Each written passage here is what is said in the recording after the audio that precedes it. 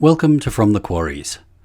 Tonight's video, The Royal Arch and Ancient Egyptian Ritual, was written by Everett R. Turnbull and Ray V. Denslow. It's taken from Volume 1 of their 1959 work, History of Royal Arch Masonry. I hope you enjoy it. Good evening and welcome to tonight's presentation, From the Quarries, an archive of Masonic lore.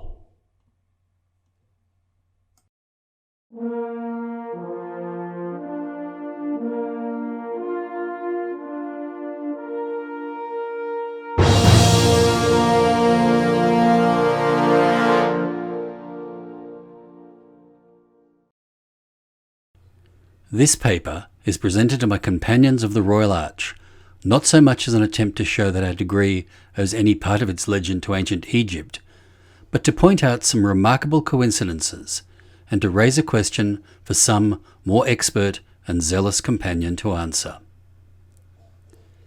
I have been browsing through Sir E. A. Wallace Budge's English translation of the ancient Egyptian Book of the Dead, when my attention was caught and held by the following words.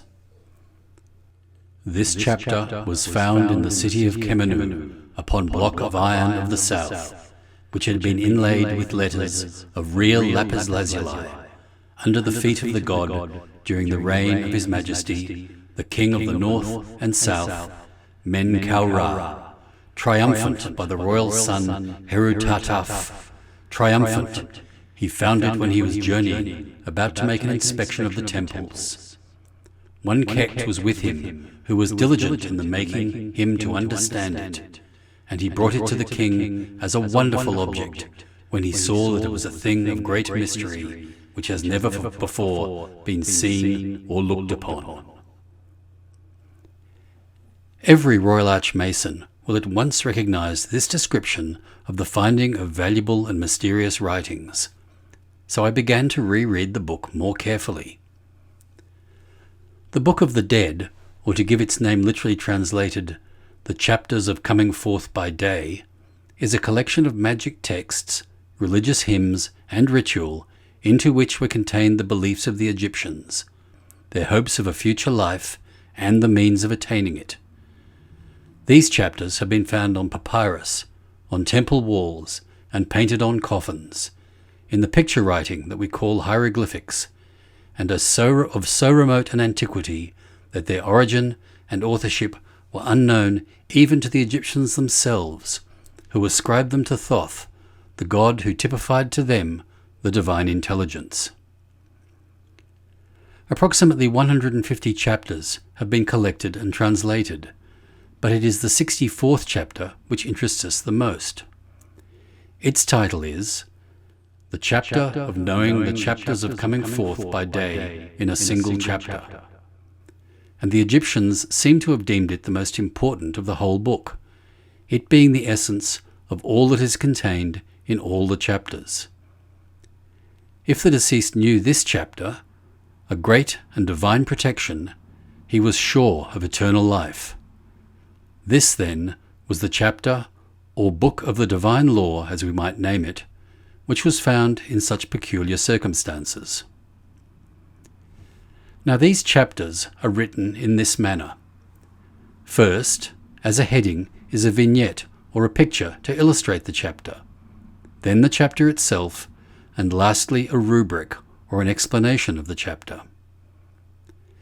The vignette for chapter 64 shows the deceased adoring the sun's disk, which shines down on a tree. The chapter itself begins with the words, I am yesterday, today, and tomorrow, and follows with the titles of the divine being with whom the dead person identifies himself.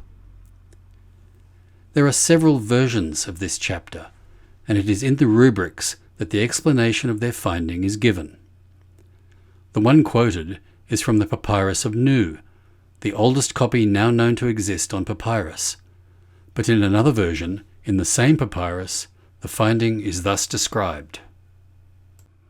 This chapter was found in the foundations of the shrine of Hinnabi, the chief mason, during the reign of His Majesty, the King of the North and of the South, Semte Hesepti, triumphant, who carried it away as a mysterious object which had never before been seen or looked upon.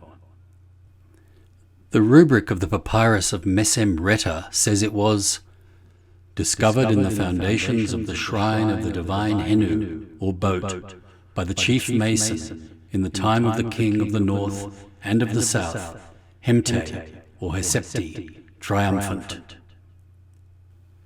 Chapter 30 is usually recited as a complement to chapter 64, and it is stated to have been found in the city of Kemenu, under the feet of the statue of this god. It was inscribed upon a slab of iron in the south, in the writing of the god himself, in the time of the majesty of the king of the north and of the south, Men Kau Ra, triumphant, by the royal son Heru-Tataf, who discovered it whilst he was on his journey to make an inspection of the temples and of their estates. Chapter 130 has for a vignette a picture of the deceased standing between two boats of the sun. This chapter is intended to make his soul live forever. In the rubric, or revised text, it is stated, "This chapter was found in the large hall of the temple under the reign of His Majesty Semte, triumphant, and it was found in the cavern of the mountains which Horus made for his father Osiris, triumphant." From all these extracts, therefore, we see that there existed a tradition that something in the nature of a volume of the sacred law, and giving the names and titles of the deity, was discovered beneath a temple inscribed on a block of iron in mysterious characters, which the finder, whether the chief mason or royal son, a traveller or sojourner visiting and inspecting the temple, was unable to read without the assistance of a learned scribe, which was revered and treasured as the ritual for ensuring eternal life.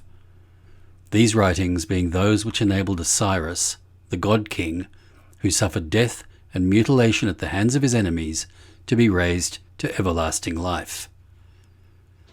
Prominence was also given to the sun, whose rays are darted to illuminate the writings. Now the question is this: can the Royal Arch degree be said to have adapted this story when it is known that the degree was instituted somewhere around 1750, whereas these ancient Egyptian hieroglyphics were not deciphered until 1850, a full 100 years later, and that, even as far back as early Roman times, the meanings of them had been lost. The coincidences of the two stories is remarkable, and it may be thought that the story of the degree, in some part, goes much further back in time than the rebuilding of the Second Temple at Jerusalem. The thread of connection between the Royal Arch and the Book of the Dead may be a thin one, but that thread exists, I feel sure.